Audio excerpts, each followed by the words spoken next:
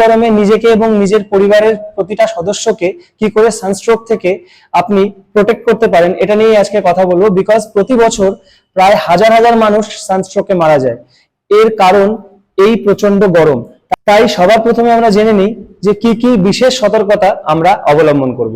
সবার প্রথমে যেটা আমরা ভুল করি, রাস্তায় যখনই আমরা রোদে বেরোই তখনই রাস্তায় বেরিয়ে কোনো না কোনো দোকান থেকে আমরা ঠান্ডা জল কিংবা কোল্ড ড্রিঙ্কস কিনে খাই, যেটা আমাদের সব থেকে বড় ভুল। বিকজ যখন আমরা ঠান্ডা জল এই গরমের মধ্যে ডিরেক্ট খাই তখন আমাদের বাইরের টেম্পারেচার এবং ভেতরের টেম্পারেচার ফ্লাকচুয়েট করে। তাই যদি আপনার ঠান্ডা জল কিংবা কোল্ড ড্রিঙ্কস খেতেই হয় তাহলে আপনি কিছুক্ষণ ঠান্ডায় কোনো জায়গায় দাঁড়িয়ে নিজের টেম্পারেচারটাকে একটু নর্মালে আসতে দিন, তারপর সেটা নিতে পারেন। নাম্বার 2, যদি আপনি দুপুর 11টা থেকে বিকেল 4টার মধ্যে কাজে বেরোন তো সেই সময় অবশ্যই গায়ে সুতির কাপড় ব্যবহার করুন এবং পায়ে স্যান্ডেল ব্যবহার করার চেষ্টা করুন। নাম্বার 3, সারাদিনে ডাবের জল কিংবা আখের রস খাওয়ার চেষ্টা করুন। এছাড়া বাড়িতে ফেরার পর ইলেকট্রল কিংবা চিনি লবণ জল খাওয়ার চেষ্টা করুন। নাম্বার 4, কখনোই সানলাইট থেকে বাড়ি ফিরে ডিরেক্ট এসির নিচে যাবেন না। কিছুক্ষণ বাইরে একটু নর্মাল টেম্পারেচারে দাঁড়িয়ে তারপর কিংবা ফ্যানের নিচে দাঁড়িয়ে তারপরে আপনি এসির সামনে যেতে পারেন। বিকজ বাইরে থেকে যখন আপনি ফেরেন তখন আপনার বডি টেম্পারেচার অনেকটা হাই থাকে এবং ডিরেক্ট আপনি যদি এসির সামনে যান সেখানে আপনার বডি টেম্পারেচার কিছুটা ফ্লাকচুয়েট করবে। নাম্বার 5, সারাদিনে প্রচুর পরিমাণে জল খাওয়ার চেষ্টা করুন কিংবা এমন ফ্রুটস নেওয়ার চেষ্টা করুন যেসব ফলে প্রচুর পরিমাণে জল থাকে, যেমন ওয়াটারমেলন, পাইনঅ্যাপেল, মোসাম্বি, এসব বেশি করে নেওয়ার চেষ্টা করুন।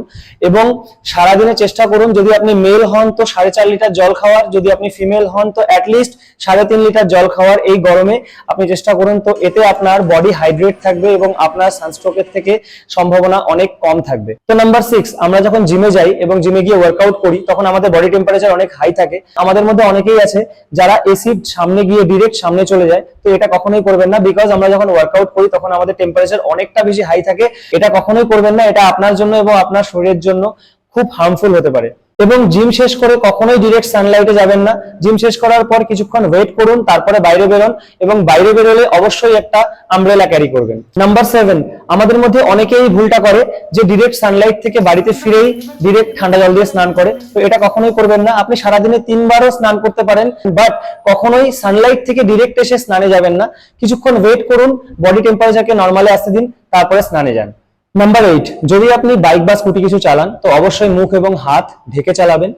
কারণ আমরা যখন হেলমেট পরি তখন হেলমেটের ভেতরে অনেকটা ঘাম জমে যায় মাথায় এবং বাইরের টেম্পারেচার যখন সানলাইট আমাদের গায়ের উপর পড়ে তখন বাইরের টেম্পারেচার অনেক বেশি হয়ে যায়। তো সেক্ষেত্রে সানস্ট্রোকের অনেকটা বেশি সম্ভাবনা থাকে। তাই হাত এবং মুখ অবশ্যই ঢেকে বাইক বা স্কুটি চালাবেন। তো চলুন এবার জেনে নিই যদি আমাদের আশেপাশে কারো সানস্ট্রোক হয় তখন আমরা কি পদক্ষেপ নেব। তো সবার প্রথমে তার আশেপাশে আমরা কখনো ভিড় জমতে দেব না, কারণ অক্সিজেন লেভেল তার শরীরে অনেক কমে যায়। তাই ভিড় জমলে তার অনেক অসুবিধা হতে পারে। তো সবার প্রথমে তাকে একটি ঠান্ডা একটি খোলা জায়গায় তাকে নিয়ে যেতে হবে। সেকেন্ড যেটা আমরা করব, একটি আইস ব্যাগের ব্যবস্থা করে তার ঘাড়ের এইসব জায়গায়, তার আন্ডার আর্মসে এবং তার পায়ের কুচকিতে সেসব জায়গায় আইস ব্যাগ দেওয়ার চেষ্টা করব।